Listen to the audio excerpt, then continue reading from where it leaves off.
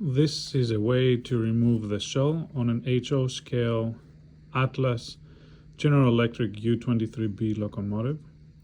What I would like you to notice is that we have the couplers. The couplers will need to be removed. And also notice the gray plastic tab, and there are 6 of them. What we're going to need to do is first of all remove the couplers. I have already removed the bolt just to make things simpler. And nice and gently you remove the coupler.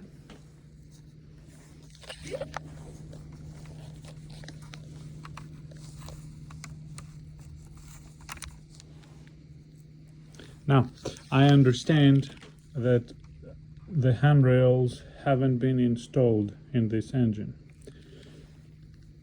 And this is on purpose because I would like to show you 2 things.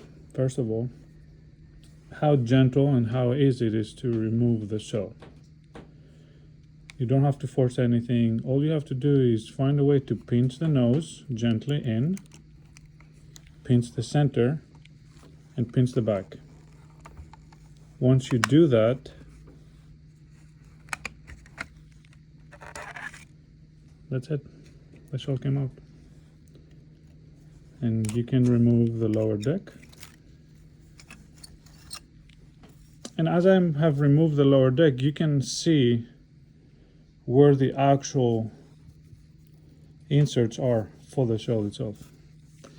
And now you can work on your engine. You can oil, spray, clean, change light bulbs, or anything you have to do for maintenance. I had to open this engine for cleaning. And in order to put it back on, simply you just put the lower deck in, you put the shell on the top, and you can guide it to the inserts, and you just pinch it back in.